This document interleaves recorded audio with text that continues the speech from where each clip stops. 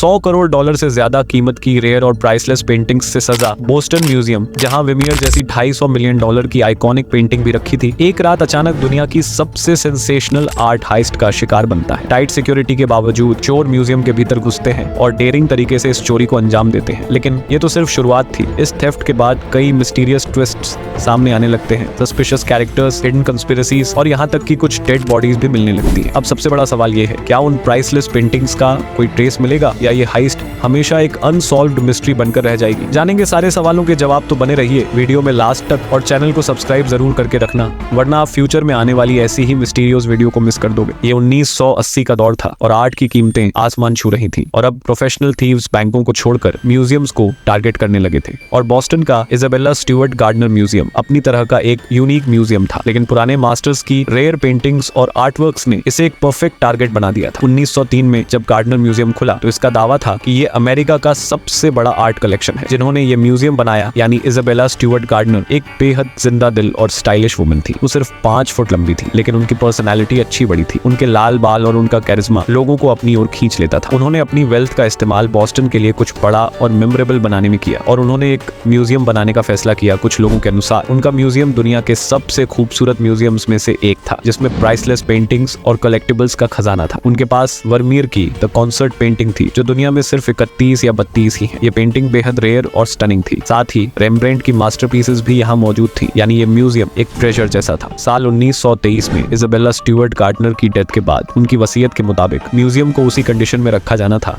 जैसा उन्होंने छोड़ा था, और उनकी वसीयत में साफ तौर पर लिखा था कि कोई भी पेंटिंग म्यूजियम से हटाई नहीं जाएगी और न ही कोई नई लाई जाएगी। उन्हें डर था कि फ्यूचर जनरेशंस जिन्हें आर्ट की समझ न हो वे म्यूजियम को बदल देंगे, इसलिए उन्होंने पक्का किया कि म्यूजियम हमेशा वैसे ही ऑपरेट होगा जैसे उनके टाइम में था। लेकिन इस वसीयत में एक नेगेटिव पॉइंट भी था, और वो ये था कि इस वसीयत के मुताबिक सिक्योरिटी सिस्टम्स को अपग्रेड करने की परमिशन नहीं थी, और अब उनकी लीडरशिप के बिना म्यूजियम धीरे धीरे कमजोर होने लगा और म्यूजियम में सिक्योरिटी सबसे बड़ी वीकनेस बन गई। 1981 तक म्यूजियम की सिक्योरिटी इतनी आउटडेटेड हो चुकी थी कि ईस्ट बॉस्टन के एक गैंग की नजर इस इजी टारगेट पर पड़ गई। इस म्यूजियम में हर हफ्ते 2 बार क्लासिकल म्यूजिक कॉन्सर्ट्स होते थे और चोरों ने इसी का फायदा उठाने की प्लान बनाया। उन्होंने म्यूजिशियंस बनकर वहां जाने का प्लान किया और स्मोक बॉम्ब्स का इस्तेमाल करके अफरा तफरी फैलाने की सोची ताकि वो कीमती चीजें चुरा सके। लेकिन किस्मत उनके साथ नहीं थी और FBI ने उन्हें पकड़ लिया। हालांकि अब म्यूजियम लूटिंग का आइडिया कई और लोगों के माइंड में आ चुका था और इसीलिए म्यूजियम ने सिक्योरिटी सुधारने के लिए high tech motion detector systems लगा दिए। हर गैलरी में दरवाजों पर सेंसर्स लग चुके थे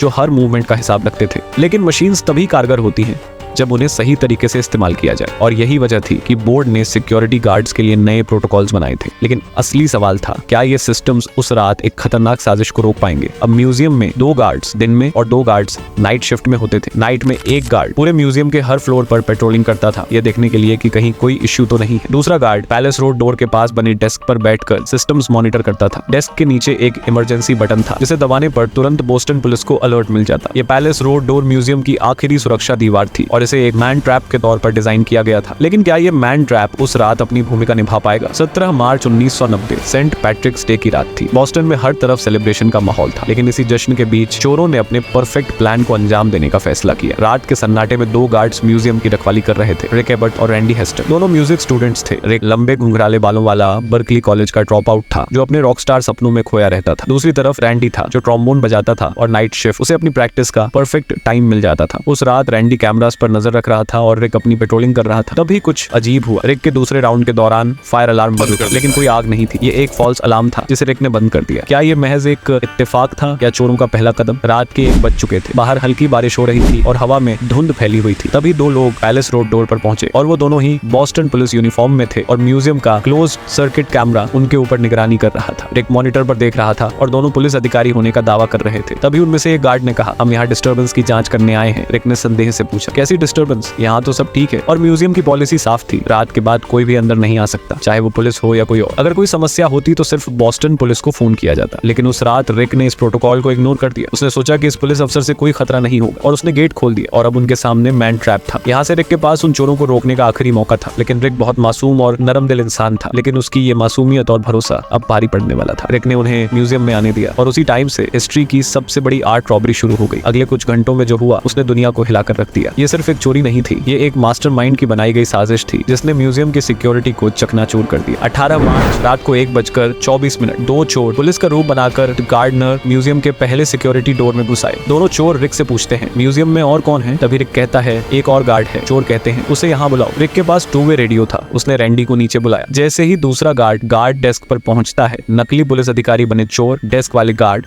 यानी रिक से कहते हैं अपना आईडी दिखाओ। फिर नकली अधिकारी कहते हैं हमारे पास तुम्हारा अरेस्ट वारंट है। रिक कहता है नहीं मैं किसी भी बात में वांटेड नहीं हूँ। फिर वो चोर रिक को पकड़कर डेस्क से दूर ले जाने लगे। डेस्क से दूर होते हुए अलार्म बेल उसकी पहुंच से दूर हो रही थी, वो एकमात्र सिक्योरिटी अलार्म बेल जो म्यूजियम के पास थी। जब उन्होंने पहले गार्ड को हथकड़ी लगा दी तो दूसरे गार्ड को, जो उसी समय नीचे आया था, दीवार से चिपक कर खड़े होने को कहा। रैंडी ने कहा ओ माय गॉड, ये हो क्या रहा है? रिक तुमने ये क्या कर दिया? पर इससे पहले कि वह कुछ सोच पाता उसे हथकड़ी पहना दी गई। तब तक एक चोर ने उनसे कहा कि जेंटलमैन ये डकैती है। नकली पुलिस ने असली गार्ड्स को कंट्रोल में ले लिया और उन्हें धमकी दी अगर तुमने इस डकैती के बारे में पुलिस को कुछ बताया तो तुम्हारे साथ अच्छा नहीं होगा। हमें पता है तुम कौन हो, कहाँ रहते हो, चुप रहना, हमारा साथ दो और कभी मुंह मत खोलना वरना तुम्हारे घर आकर मारेंगे। दोनों चोर उनकी आंखों पर टेप लगा देते हैं ताकि वो देख ना पाए कि उन्हें कहां ले जाया जा रहा है। फिर दोनों चोर बेसमेंट में चले जाते हैं और उस वक्त तक गार्ड्स को नहीं पता था कि वे जिंदा रहेंगे या मारे जाएंगे। गार्ड्स को कंट्रोल में लेने के बाद अब पूरे म्यूजियम पर दोनों लुटेरों का राज था, लेकिन उनके मूवमेंट्स को अभी भी बिल्डिंग में लगे मोशन डिटेक्टर्स ट्रैक कर रहे थे। इससे पता चला कि वो कहाँ गए, कितनी देर रहे और क्या किया। ये एकदम सटीक चीज थी, बिल्कुल किसी दूरबीन से देखने जैसा। दोनों चोरों ने सुना था कि दूसरी मंजिल पर डच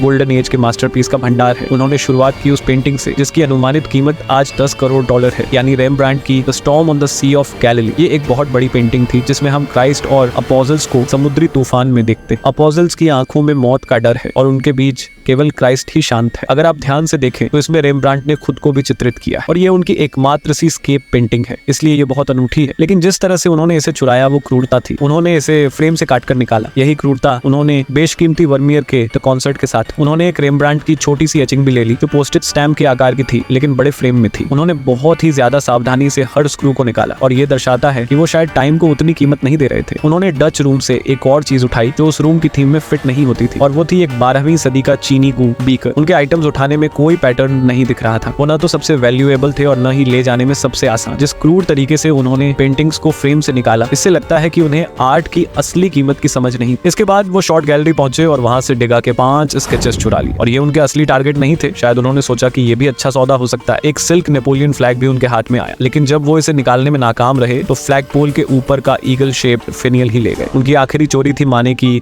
चे टॉर्टोनी जो पहली मंजिल पर ब्लू रूम से उठाई गई। इस पेंटिंग में एक टॉप हैट पहने आदमी का अट्रैक्टिव चित्र था। उसकी भूरी आंखें चोरों की दिशा में देख रही थी। चौंकाने वाली बात यह थी कि ब्लू रूम में चोरों के आने जाने का कोई मोशन डिटेक्शन नहीं हुआ था। जब चोर बाहर निकलने लगे उन्होंने देखा कि गार्ड्स डेस्क पर लगा मोशन डिटेक्टर प्रिंटर उनके हर मूवमेंट का प्रिंट आउट निकाल रहा था। वो अपने साथ प्रिंट आउट फाड़कर भी चोरी करके ले गए, लेकिन उन्हें नहीं पता था कि इसका रिकॉर्ड पहले ही कंप्यूटर में सेव हो चुका था। और तो और उन्होंने सिक्योरिटी ऑफिस में जाकर शाम की वीडियो टेप भी निकाल ली ताकि FBI उन्हें ट्रैक न कर सके। उसके बाद वो म्यूजियम से बाहर निकल गए। पहले एक चोर और फिर कुछ मिनट बाद दूसरा। वो 13 बेशकीमती चीजें जिनकी कुल कीमत $500 मिलियन से भी ज्यादा थी उनके साथ गायब हो गए। 81 मिनट ये वो वक्त था जो उन दोनों चोरों ने म्यूजियम के अंदर बिताया। आमतौर पर चोरियां मिनटों में हो जाती हैं, लेकिन इन चोरों ने अपना पूरा वक्त लिया और म्यूजियम को बेशकीमती धरोहरों से खाली कर दिया। रविवार की सुबह 7:45 पर जब day shift guards Gardner museum पहुंचे तो कुछ अजीब था। आमतौर पर नाइट गार्ड्स दरवाजा खोलते थे, लेकिन आज ऐसा नहीं हुआ। गार्ड्स के अंदर आते ही एक अजीब सा सन्नाटा और बेचैनी उन्हें महसूस हुई और उन्होंने सिक्योरिटी रूम में पहुंचते ही तुरंत पुलिस को फोन किया, क्योंकि उन्हें अब समझ आ गया था कि यहाँ कुछ बहुत बड़ा हुआ है। जैसे ही पुलिस मौके पर पहुंची पूरे म्यूजियम की तलाशी शुरू हो गई। चारों ओर हर चीज बिखरी पड़ी थी और म्यूजियम का माहौल कुछ ऐसा था जैसे किसी भयंकर लड़ाई का मैदान हो। इन्वेस्टिगेटर्स के लिए ये साफ था ये कोई आम चोरी नहीं थी, बल्कि एक बहुत खतरनाक और वेल प्लान्ड डकैती थी। सबसे चौंकाने वाली बात थी रेम्ब्रांड की बेशकीमती पेंटिंग्स का गायब होना। ये पेंटिंग्स 50 करोड़ से $100 करोड़ तक की कीमत वाली थी। हर दीवार खाली थी, मानो कला की इन बेमिसाल मास्टरपीसेस को जबरन छीन लिया गया हो। मगर एक चीज ने इन्वेस्टिगेटर्स को और भी ज्यादा हैरान कर दिया। एक बहुत बड़ी प्राइसलेस रेम्ब्रांड की पेंटिंग जो उन्होंने अपनी 23 साल की उम्र में बनाई थी, वो चोरी नहीं हुई। उसे दीवार से उतार कर उल्टा रखा गया था, जैसे चोर उसे भूल गए हों या समय के अभाव में उसे ले नहीं जा पाए हों। पुलिस ने जब बेसमेंट की ओर रुख किया तो वहां बंधे हुए 2 गार्ड्स मिले। उनका मुंह डक्ट टेप से बंद था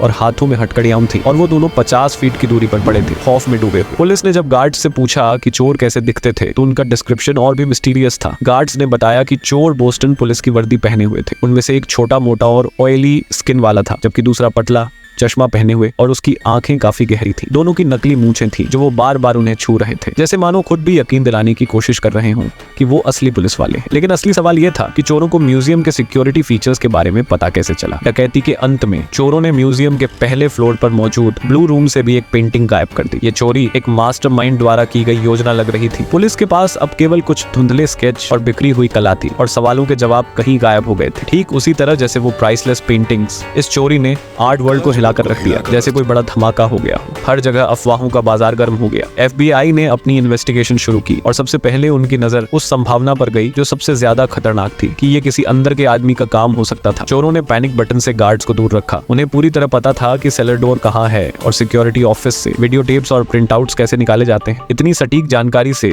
ये शक और गहराता जा रहा था कि कोई अंदर का व्यक्ति ही इस प्लानिंग में शामिल था। FBI का सबसे ज्यादा ध्यान उस गार्ड पर गया जिसने उस रात की ड्यूटी के दौरान कई गलतियां की थी, यानी रिक एवेट। रिक जो सिर्फ 23 साल का था, एक म्यूजिक स्कूल ड्रॉप आउट था। उसे अपने बैंड यूकाया और ग्रेटफुल डेड के साथ जैमिंग करना पसंद था। दिखने में वो एक शांत, सादा और नरम दिल इंसान था। उसकी पर्सनालिटी में ऐसा कुछ भी नहीं था जिससे लगे कि वो किसी बड़े क्राइम का हिस्सा हो सकता है। लेकिन क्या हमेशा चीजें दिखती हैं वैसी होती हैं? उस रात रिक एवेट ने एक ऐसी हरकत की जिसने सभी का शक उसकी ओर खींच लिया। उसने चोरों के आने से पहले एक डोर खोला और फिर बंद किया, लेकिन बिना किसी ठोस वजह के। क्या ये सिर्फ इत्तेफाक था या कोई बड़ी कंस्पिरेसी? शक और गहरा गया जब एक मास्टरपीस पेंटिंग दाम आने फर्स्ट फ्लोर के ब्लू रूम से गायब मिली। सिक्योरिटी के प्रिंटआउट्स के अनुसार चोरों के फुटस्टेप्स उस कमरे तक पहुंचे ही नहीं, फिर भी पेंटिंग गायब थी। और सबसे अजीब बात, खाली फ्रेम सिक्योरिटी डायरेक्टर की कुर्सी पर रखा मिला, जैसे चोरों ने कोई मैसेज छोड़ने की कोशिश की हो। इन सब सवालों के बावजूद FBI को ऐसा कोई ठोस एविडेंस नहीं मिला जो रिक को अपराधी साबित कर सके। सालों तक कई इन्वेस्टिगेटर्स ने इस केस पर काम किया, लेकिन सब कोशिशें नाकाम रही। फिर चोरी के 1 साल बाद एक नई लीड सामने आई मैसाचुसेट्स स्टेट पुलिस से। उन्होंने TRC ऑटो नाम की एक दुकान पर नजर डाली जिसका मालिक था कार्मेलो मार्लिनो, एक इटालियन मॉब का मेंबर। ये आदमी खतरनाक क्रिमिनल्स का लीडर था। कहा जाता था कि अगर आपको कोई बड़ा क्राइम कराना हो तो कार्मेलो से मिलिए। चोरी, ड्रग्स, मर्डर, इस आदमी से कुछ भी करवाया जा सकता था। कुछ मुखबिरों का कहना था कि कार्मेलो को इस चोरी के बारे में सब कुछ पता था, या कम से कम उसे ये तो पता ही था कि चोरी की गई कला कहाँ छुपाई गई है। TRC ग्रुप पर शिकंजा कसते हुए लॉ एनफोर्समेंट एजेंसियों को जल्दी ही समझ में आ गया कि यही वो लोग हैं जो शायद इस डकैती के पीछे। लेनी डिम्यूजियो बोस्टन में एक कार की डिक्की में पाया गया और उसे कई गोलियां लगी हुई थी। फिर से एक डेड एंड, यानी कहीं से कोई ठोस सुराग नहीं। सवाल यह था कि क्या कार्मेलो मार्लिनो जुड़े हुए कड़ीडियों को तोड़ रहा था, या ये डकैती से जुड़े दूसरे क्रू मेंबर्स के लिए एक सबक था। सबसे अच्छे सुरागों के खो जाने के बाद लॉ एनफोर्समेंट ने कुछ क्रिएटिव सोचा। कहते हैं चोर को पकड़ने के लिए चोर की जरूरत होती है, इसलिए वो न्यू इंग्लैंड के सबसे कुख्यात आर्ट चोर से मिले जिसका नाम था मैल्स कॉर्नर। अगर मैल्स उस वक्त जेल में नहीं होता तो सभी कहते कि केस सुलझ गया, ये मैल्स का ही काम है। लेकिन अफवाहें पहले से ही थी कि शायद उसे पता है कि ये किसने किया। जब अथॉरिटीज ने जेल में उससे पूछताछ की तो उसने उन्हें कुछ खास जानकारी दी। जब मैल्स कॉर्नर कैलिफोर्निया के फेडरल जेल में था तो उससे मिलने एक दोस्त आया जिसने कहा, ये हमने किया है, तुम्हारे लिए किया है, हम तुम्हें बाहर निकालेंगे। और हम से उसका मतलब था बॉबी डोनाटी। मैल्स ये बात समझ गया क्योंकि उसका बॉबी डोनाटी के साथ गहरा रिश्ता था। दोनों ने 1970 में भी पेंटिंग्स चुराई थी, क्योंकि उसने और बॉबी डोनाटी ने गार्डनर म्यूजियम में पहले भी घूमने गए थे और बॉबी डोनाटी ने सिल्क नेपोलियनिक फ्लैग के टॉप को देखा। उसने ब्रॉन्ज ईगल फिनियल को देखा और कहा, मुझे यह पसंद है। इन्वेस्टिगेटर्स ने जल्दी ही एक और दिलचस्प तथ्य का पता लगाया। डोनाटी के TRC ऑटो और उसके बॉस के साथ गहरे रिश्ते थे। TRC गैंग का बॉबी डोनाटी पर प्रभाव था। शायद वो कार्मेलो मार्लिनो को पिता समान मानता था और उसकी शाबाशी पाने के लिए कुछ भी कर सकता था। डकैती के साथ उसका एक और रिश्ता था। डोनाटी हॉर्स रेसिंग का फैन था और उसे घोड़े पसंद थे। शायद इसलिए उसे डिगास के हॉर्स स्केचेस इतने पसंद आए कि शायद उसने उन्हें भी उठा लिया। डोनाटी की तलाश में पुलिस बॉस्टन की सड़कों पर खाक छान रही थी, लेकिन अफसोस किसी और ने उसे पहले ढूंढ लिया। डोनाटी पर उसके घर के सामने जानलेवा हमला हुआ और कुछ दिनों बाद उसकी लाश एक कार की डिक्की में पाई गई। बॉबी डोनाटी को कई बार चाकू मारा गया था और उसकी गर्दन इतनी गहराई से काटी गई थी कि उसका सिर धड़ से लगभग अलग हो चुका था। अब न केवल सुराग खत्म हो रहे थे बल्कि इस मामले में लाशों का अंबार लगने लगा था। इस मामले में बनी कई थ्योरीज और संदिग्धों की समस्या ये थी कि लगभग सारे पहले संदेही मारे जा चुके। 1997 में चोरी के 7 साल बाद हताश गार्डनर म्यूजियम ने रिवॉर्ड मनी बढ़ाकर $50 लाख कर दी। इससे कुछ हलचल हुई। कुछ ही महीनों बाद एक एंटीक डीलर सामने आया अपने बोल्ड क्लेम्स और शर्तों के साथ। उसने दावा किया कि वो चुराए गए आर्टवर्क वापस दिला सकता है, लेकिन बदले में उसे $50 लाख का इनाम चाहिए था और उसके खिलाफ चल रहे क्रिमिनल चार्जेस को खत्म करना और न्यू इंग्लैंड के कुख्यात चोर माइल्स कॉर्नर को जेल से रिहा कराना था। इस एंटीक डीलर का नाम था बिली यंगवर्थ और वो ये साबित करना चाहता था कि वो जो भी कह रहा है सच कह रहा है। लेकिन उसे FBI पर भरोसा नहीं था, इसलिए उसने बोस्टन हेरल्ड के एक जासूस को पक्ष में करने की कोशिश की। यंगवर्थ ने जासूस को गार्डनर से चुराई गई मास्टर पेंटिंग्स में से एक दिखाने की पेशकश की। जर्नलिस्ट ने हिम्मत जुटाई और अनजान लोगों की कार में बैठकर एक अंधेरी यात्रा की, जहां एक न्यूयॉर्क के बाहरी इलाके में एक वेयर हाउस में पहुंचा, जहां उसे आंखों पर पट्टी बांधकर ले जाया गया। वेयर हाउस में उसे फ्लैशलाइट की रोशनी में कुछ ट्यूब्स दिखाई गई। फिर एक कैनवस खोला गया और जर्नलिस्ट को एक पल के लिए एक पेंटिंग की झलक मिली। वो पेंटिंग थी रेम्ब्रांड की the storm on the sea of Galilee, जो 7 साल से गायब थी। पेंटिंग को तुरंत वापस रोल कर दिया गया और जर्नलिस्ट को बाहर निकाल दिया गया और उससे कहा गया बस इतना ही सबूत काफी है। अगले दिन जर्नलिस्ट ने एक आर्टिकल लिखा जिसकी हेडलाइन थी हमने उसे देखा है। बॉस्टन हेरल्ड के फ्रंट पेज पर the storm on the sea of Galilee की फोटो थी। ये खबर दुनिया भर में फैल गई। हर कोई ये सोचने लगा क्या ये सच में वही पेंटिंग है। गार्डनर म्यूजियम बिली यंगवर्थ के साथ डील करना चाहता था, लेकिन FBI अभी भी सस्पिशियस थी। FBI ने यंगवर्थ से और प्रूफ मांगा। यंगवर्थ ने पेंटिंग के कुछ पेंट चिप्स दिए, लेकिन जब FBI ने उनकी जांच की तो वो रेम्ब्रांड की पेंटिंग से मैच नहीं हुए। इस पर FBI ने ये मान लिया कि यंगवर्थ धोखेबाज है और उसने कोई डील करने से इनकार कर दिया। इस बीच TRC गैंग पर शक गहराता गया। FBI का एक इन्फॉर्मेंट TRC गैंग में शामिल हुआ और उसने रिपोर्ट किया कि गैंग गार्डनर की चोरी की बातें कर रहा था। जांच के दौरान एक और सस्पेक्ट सामने आया जिसका नाम था बॉबी ग्वारेंटे। ग्वारेंटे एक चालाक अपराधी था जो कई गैंग्स के बीच भरोसेमंद था। FBI को शक था कि शायद बॉबी ग्वारेंटे ने ही चोरी किए गए आर्टवर्क को छिपाने में मदद की, लेकिन 2004 में उसकी नेचुरल डेथ हो गई, जिससे ये लीड ठंडी पड़ गई। हालांकि एक टिप से पता चला कि मेन में ग्वारेंटे के पास एक बड़ा हाउस था जहां इतनी बड़ी पेंटिंग को छिपाया जा सकता था। जांच के दौरान ग्वारेंटे की वाइफ एलिनी ने FBI को बताया कि उसने वह पेंटिंग्स देखी थी। बॉबी के पास कुछ पेंटिंग्स थी, लेकिन ये वो बेशकीमती पेंटिंग्स उस जगह नहीं थी जहां FBI को उम्मीद थी। पर FBI को पूरा यकीन था कि वो आस-पास ही कहीं थी और वो यकीन एक दिलचस्प कहानी पर टिका था। एलिनी गारंटी ने FBI को बताया कि जब वो पोर्टलैंड मेन में अपने पति बॉबी और एक व्यक्ति के साथ थी, तब ये सब दोस्त एक साथ रेस्टोरेंट में सी फूड डिनर पर गए थे। और डिनर के बाद जब वो पार्किंग लॉट में गए, गारंटी ने अपने पति से कहा अब उन पेंटिंग्स की चिंता मत करो, मैंने वो सारी बॉबी जेंटाइल को दे दी है। अब मई 2012 का समय था। गार्डनर म्यूजियम हीस्ट को अब 22 साल हो चुके थे। इतने सालों तक FBI ने बोस्टन से लेकर मेन तक हर सुराग का पीछा किया। अब उनका ध्यान एक छोटे मोटे गैंगस्टर बॉबी जेंटाइल पर था। जेंटाइल अब अपने 70 के दशक में था और कनेक्टिकट में अपने छोटे से घर में रह रहा था। FBI ने उसकी प्रॉपर्टी की तलाशी के लिए वारंट जारी किया। पहले कुछ नहीं मिला, फिर वो दोबारा उसके बैकयार्ड शेड की तलाशी लेने आए वारंट के साथ, फिर वापस आए। अब सभी FBI की नजरें शेड के नीचे के एक छिपे हुए कंपार्टमेंट पर गई। FBI को लगा कि उन्होंने जैकपॉट मार लिया है, लेकिन वो कंपार्टमेंट खाली था। निराशा के बावजूद FBI ने कुछ ऐसा पाया जो उन्हें और भी सस्पिशियस बना गया। बॉबी के बेसमेंट में बॉस्टन हेरल्ड का एक अखबार मिला जिसमें चोरी के अगले दिन का हेडलाइन था। साथ ही FBI को कई बंदूकें और पुलिस की वर्दी भी मिली। अब FBI का SQ बहुत मजबूत था और ऐसा लगने लगा था कि बॉबी जेंटाइल का इस चोरी से कोई न कोई संबंध जरूर है। लेकिन बॉबी को अब हथियार रखने के जुर्म में उम्र कैद की सजा हो गई। अब बॉबी गैर कानूनी हथियारों के गंभीर आरोपों से बचने के लिए FBI को हर जानकारी देने को तैयार हो गया। पर जब उससे सवाल पूछे गए, उसने हर सवाल का झूठा जवाब दिया और वो पॉलीग्राफ टेस्ट में भी फेल हो गया। अब कहानी और उलझ गई थी। बॉबी को जेल भेज दिया गया, जहां कुछ दिन बाद US मार्शल्स ने FBI को खबर दी बॉबी मर रहा है। जब FBI एजेंट्स अस्पताल पहुंचे, बॉबी कह रहा था मैं मर नहीं सकता, मैं मर नहीं सकता। FBI एजेंट ने उससे कहा बॉबी तुम बहुत कुछ जानते हो, अगर तुम हमें सच बता दो तो अपने घर पर अपनी पत्नी के सामने शांति से मर सकोगे। बॉबी की आंखों में आंसू आ गए और उसने सिर्फ इतना कहा कोई पेंटिंग्स थी ही नहीं